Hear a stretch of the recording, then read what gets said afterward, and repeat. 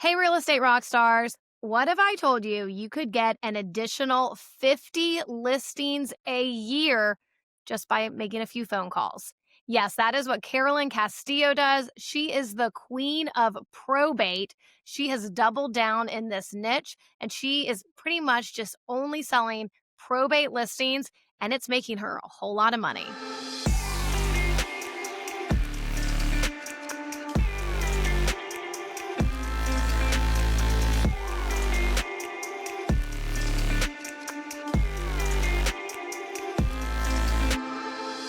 All right, I am so excited about this interview with Carolynn Castillo. How are you doing today? Very good. Thank you so much for having me. Well, I'm excited to get into your niche of doing probate, but first, just tell us a little bit about who you are and how you got into real estate. Yeah, so I actually got into real estate when I was 18. Wanted to get into it right away and started off at doing rentals and then ended up having a bunch of kids. I'm a mother of four. So I kind of piddle paddled in real estate. And then when I got back in full time, started as an ISA, booking appointments for a number one Keller Williams team, and then went on to being a listing agent for myself from there. All right, how did that happen? How did was that transition from being an ISA then going into being a listing agent? Yeah, so basically, I was literally booking listing appointments all day long for this team. And that's when I saw, she was paying me a salary, to just basically be her outbound ISA. And she gave me a position. She gave me an opportunity to be on her team as a listing agent. But, when you're a team at a listing agent, it's like 20%, So I was like, no, I'm gonna try it out on my own. And I remember she did tell me you'll never be able to do it. And I'm like, okay, perfect. Watch me. So Exactly. Friday I was calling for her, and then Monday I was calling for myself. And then, I just started booking appointments and getting listings and yeah. That's the best fuel someone can give you, being like, you won't be able to do that. Then you're like, watch me. Yeah. So, you went into it. So yeah, how did you like how long ago was that? So I was working for Lori probably in 2014. So yeah, so I basically went on my own at that point and was working for myself, just doing traditional listings. And then I got my first referral, which was a probate. And I was at that point in my career where I was kind of looking for more. I was doing about, 25 transactions a year just from straight cold calling, just working with traditional home sellers, selling their properties. And then I was looking for something else. I didn't really know what it was, to be honest. And I got a referral for a probate. And for probably most realtors, they probably would have like ran for the hills, They would have said, I'm never doing that kind of deal. But something about the challenge of it and just helping the family in the process, I just fell in love with it. And then started looking, where can I find more of these? How can I do more probate deals? And little by little, then now I got to the point where I've niched down 100% and just work specifically with families that inherit properties. So the first one was a referral, but then now you've grown it and you've done more than 100 probate listings. How have you really been able to double down into this niche? Cold calling. Okay. Yeah. So Where are you getting their info? yeah, so probate is a public record. So in everybody's county, they can go to their records and they can look at the probate records. So I have some agents that just download them directly from their courthouse. You have to set up an account. But myself, I pay for leads. So there's lead sources out there that you can just pay for it and they deliver you the list every week. Got it. So I had an attorney who's a state attorney, and he put his name in this like funeral book essentially. But then they would give you all these names and numbers of people that had lost loved ones. And after talking about it, we all just felt really weird about calling them. So how does that script go? Because that is probably such a delicate call to make. Yeah, it's actually not as delicate as you may think. At the point when they've actually hired a probate attorney, that's when you're reaching out to them. So, like the funeral, I mean, that's really like step one, right? Where someone would, go and, bury their loved one. Like that's the first step. So at that stage, it may still be a little emotional. But what happens is then after that, they've got to start dealing with the administration of the person's death, right? So that's their house, their cars, their pets, their belongings, all the things. And so if you have not set up a trust or anything like that, all of your assets are titled into your name. So now you have to open up a probate case to basically get those things transferred over into the beneficiaries' names. So pretty much when they've hired the probate attorney, it's like they're ready to do business. You know what I mean? It's not really that real soft, part where they just passed away or something like that. So you basically just reach out to them and just say, my script goes like this. I was calling to speak with the Real Estate Rockstars. Right. And my records indicate that you have a pending probate case in Duval County. And you're going to say, yes. Say, great. Well, I wanted to find out if the family might be considering selling the property in the estate. And that's it. It's a yes or a no. What we see, the statistics tell us that 50 to 70% of inherited properties will be sold. So you're basically making this cold call to a very motivated seller or someone that, again, 50 to 70% chance that they are going to be selling it. Do you think there's a sweet spot on when you call them? Like, is it 30 days after their loved one has passed away, or is it pretty much as soon as it's been filed in probate?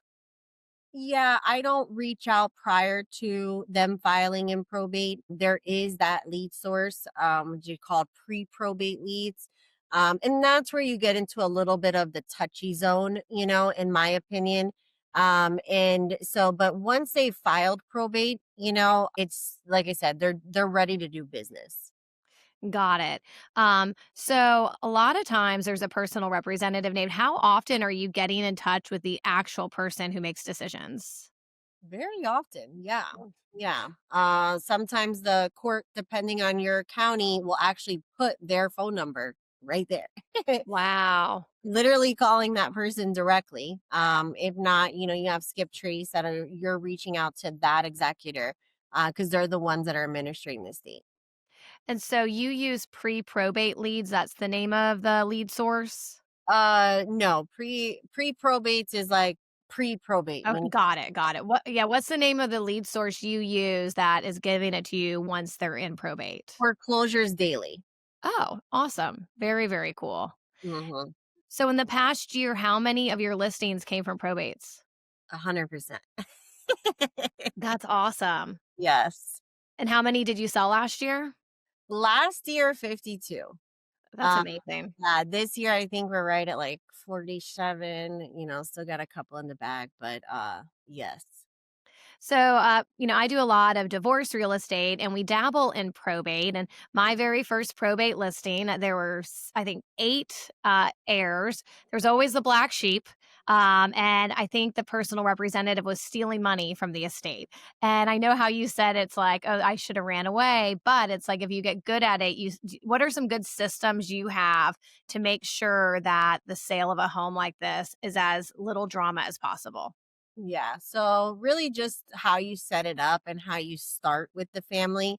Number one, making sure that everybody's on board to sell, making sure that all the beneficiaries, are alive and well and reachable, you being in Florida, me being in Florida.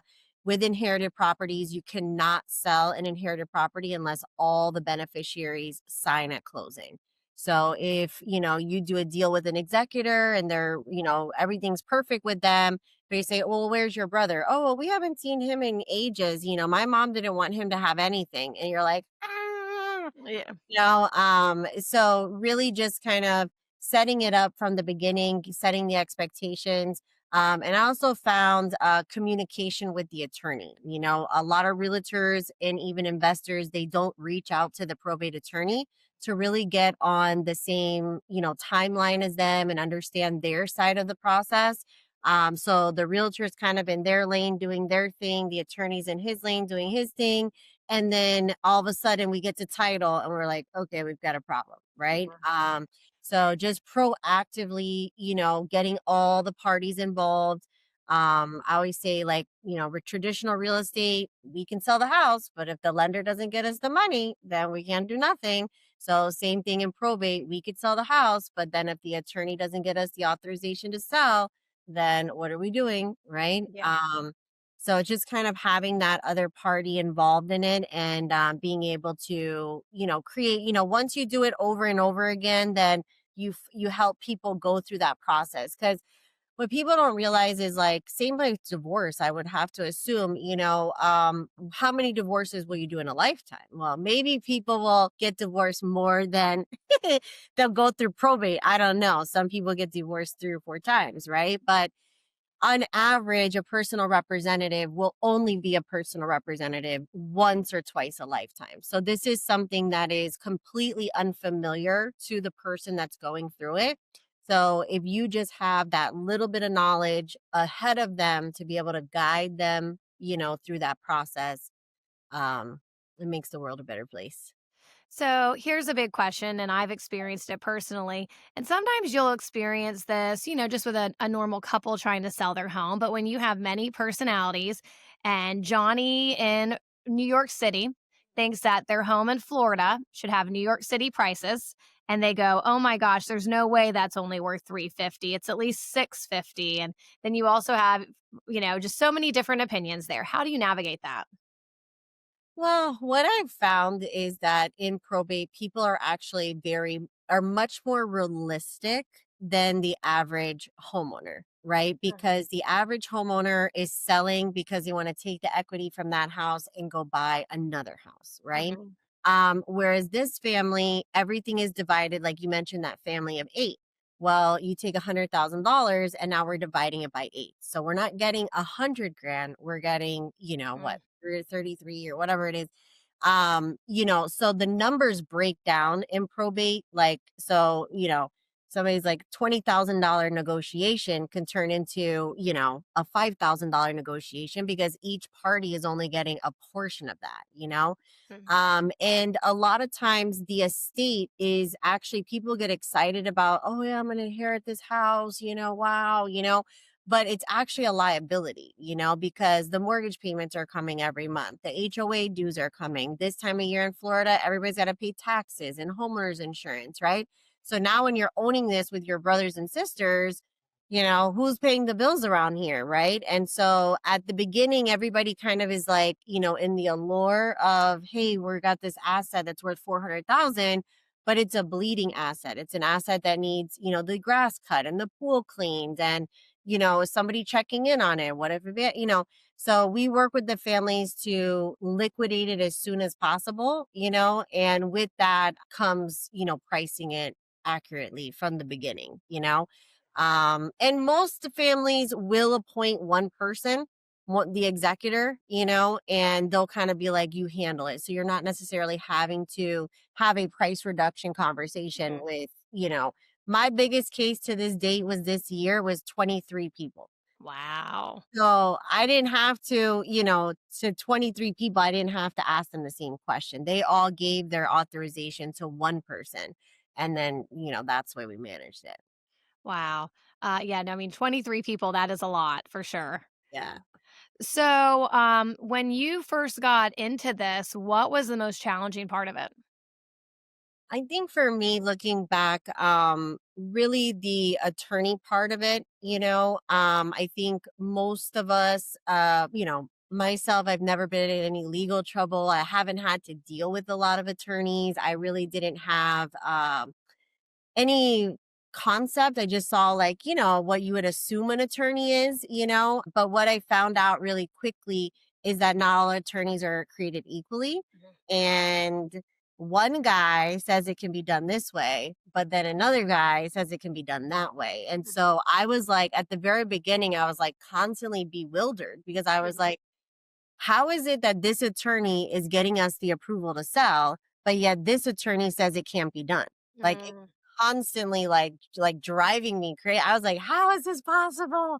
But what I found is just all attorneys work differently, and Some of them are less open-minded than others. Some are like old school and it's like, can't be done, can't be done. So I think for me, just understanding the process better for myself, and not relying on, oh, the attorney said, right? Mhm. Well, now because I've done so many transactions, I can actually recommend in some cases, like, hey, we had this family where we worked on X, Y, and Z. Do you think we can do that with this family? And they're like, "Oh, yeah, perfect. Yeah, we can do that." I know. It's crazy that you're like, "Hey, actually, I think that you can do this," because some of them dabble in estate, but it's not their bread and butter. So, they're Ex maybe only doing a couple estate, like, probates a year, and Right. then they just don't know what they're getting into. So, with your cold calling, do you call every day? Do you have, like do you time block? How do you do this? Yeah, I mean, ideally, you should call every day. My times are 9 to 11. That's when I like to do it. But if we're all honest as realtors, we're running around like chickens with Mhm, our heads cut off half the time. So I always tell realtors, like, the best time to call is when you're going to call. So mhm, if your morning gets completely messed up, you know what? Give them a call in the afternoon. The cool thing about cold calling is nobody knows we're supposed to be calling. mhm, So it's not like we didn't show up. mhm, But the thing about probate that I like, because I've cold called everything. I've done circle prospecting for sale by owners, expireds, like you name it, I've called it. What I love about probates is that it's somebody that needs your services. It's a seller that is thinking about selling, and predominantly the only people that are reaching out to them are investors. mhm, So, unlike for sale by owners or expireds, where it's like kind of this combative persuasion, it's literally just, pick up the phone. These are your new leads for the week, making diligent effort to reach out to them, get in touch. And it's a no means no. So if you call somebody and they say they're not selling, I never call them again. Next week is a whole nother list. And, you just start building a beautiful pipeline of people that are ready now, people that are ready in the future. And, I really enjoyed it. It sounds like you are a cold calling ninja from when you were in ISA with the other team and doing this. And almost every single agent, they're like, "Oh, I hate cold calling." What do you like? What do you do to make people connect with you? Like, is there anything like you feel like you're doing? Is it your energy? Because a lot of people, that is like they would literally rather do anything than cold call. Yeah, yeah, I hear that a lot, and most agents that actually coach with me, that's what they wanna figure out, how to cold call. Because let's be honest, what are the other ways to get business, right? We have marketing, right? So we can market ourselves or our sphere of influence, like if we have some type of vast network, that we're associated with. But what is it really that you can, like, an activity that you can literally do today, right? And get a deal tomorrow? Like, how many things, like, how many magical buttons are there out there that you can do that? Well, with cold calling, it's like this. Like, I can make a call right now. The person's interested in selling. I set the appointment tomorrow. I have a listing by Friday. So when you experience that, I think that's what then makes you become a believer, and you just realize, like, I'll sit with my group and we'll do cold calling sessions together, and we're on the phone for maybe an hour. I booked 2 appointments. What were you doing for an hour? Mhm, Like, so that's the thing, is like, once you experience like that success, it's really hard, even now where my business has gotten to the point where people are reaching out directly to me, where attorneys are reaching out directly to me. It's still hard for me not to imagine myself cold calling, mhm. because when you just get past like the funny stuff and you just literally were calling, hey, we see you just recently filed. Wanted to find out if you guys are thinking about selling. Yes, you are. Okay, great. Let's have a consultation. Let's have a conversation about it where we can provide you some information. And that's what I think about probate, specifically cold calling, because for sale by owners and expireds, it's all about the combat. It's Mhm. all about, like, persuasion and all this kind of stuff. But probate is about giving education. It's about providing value, and you provide the value, provide the education. If the people don't want to use you or whatnot, whatever, but that's your approach. It's not like, well, I'm going to be better than the last guy and I'm actually charging less. And it's not that sword fight, it's just connecting with people that need your services and you providing, solutions. And these families have a lot of problems, right? Mhm. Like, I've never been to an inherited property that didn't need to be prepared for sale, Mhm. So either the house is full of stuff or it needs handyman repairs. Like, there can be issues with the brother, right? Where I have one right now where, the brother's living in the house, and that can make it challenging, right? So you can be that mediator, where you're in between. Hey, you don't have to talk to your brother. I'll talk to your brother, if I talk to your brother and I talk to you and you guys don't talk to each other, like a divorce, right? Mhm. Can we do this deal? Yeah, you can deal with my brother, sure. And you're Yeah. like, okay, your brother's cool to me, Yeah. So it really just is putting you as like a problem solver. You have a solution to help the family get moving faster. Yeah. When you are calling these people, how often are you getting real ugly people being like, "Oh my gosh, I can't believe you'd call me. I just lost my so and so." Yeah, is that a all the time thing or just every now and again? It happens. It Yeah. happens. What are you gonna do? Yeah. Like, ah, I don't How bother. do you coach people to have thick skin through this? I mean, it's just I teach people to be kind, be sweet, when the people's like, I've heard everything. I've heard everything. So, I mean, maybe I have developed that thick skin, but I mean, in real estate, like a lot of people forget, like it says sales license, Mhm. like we are sales people. So you got into a sales business, so you have to understand this is a sales process, and there's some people that are not going to want your services and that's it. You go on to the next person and when you experience it for yourself, right? When you experience the success of a cold call, when you see what value you actually provide for a Mhm. family, then I think internally you know who you are. But if you don't know who you are and you don't have like that grip of what value you're providing and you don't think you're providing value, like that was my whole thing with for sale by owners or expireds, right? Like I know the scripts, I know the objection handlers, all the things, but it was like, what are you going to do that the Mhm. last agent didn't do? Yeah. You know what I mean? Like at the end of the day, we all know what happened. You were Yeah. overpriced and your listing agent didn't have enough cojones to get you to lower it down. Mhm. At least they tried, right? So that was always be my thing with that kind of call was like I didn't even really believe in what I was rebuttaling half the time. But if you believe in what you're doing, you believe in what you're selling, like when I'm role playing, I'll say to the agent, I'll say, they'll ask me for the appointment and I'll be like, but why am I doing this? Like, I don't understand. What is it that you want me, what do you want me to do? Cause I want them to explain it in their own words. Yeah. What is it that we're doing? Mhm. And then they say, oh, wow. Yeah, we are providing the value of the house, the cash value, what the family will net after the sale. Oh, wow. So Mhm. now they realize, hey, I have something of value that I can offer the world. And it's a win-win for the family, for the real estate professional. Probate isn't going anywhere. We're actually a bit on the rise, Mhm. the great wealth transfer is on top of us. As of 2030, the youngest baby boomer will be 65. They're holding like over 75 trillion of real estate.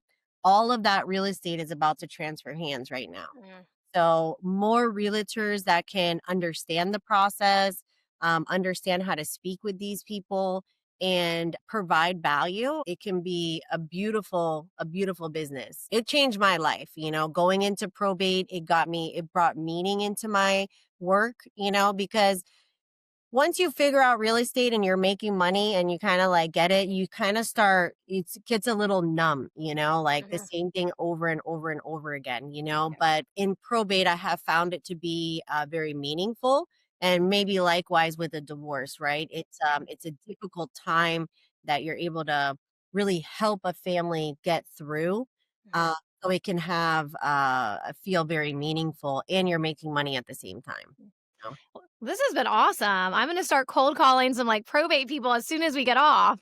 What is the best way people can find you? Yeah, so I'm pretty much absolute top dollar everywhere. So Mm. I do have a YouTube channel and also an Instagram. And if anyone's interested, I did provide in your toolbox, I provided my script. So you can just go to there, start making your calls right away. Oh, well, I And appreciate it. That is awesome. And if they just Google you, Carolyn Castillo, they'll find you right away too, I'm sure. yeah, and absolute top dollar is where I'm known pretty much everywhere. And yeah, if you're interested, we can book a call and discuss it further on how we can work together. Well, that is awesome. Thank you so much, Carolyn. And thank you, Real Estate Rockstars, for hanging out with us. I'm Christina Leavenworth, and we will hang out again next time.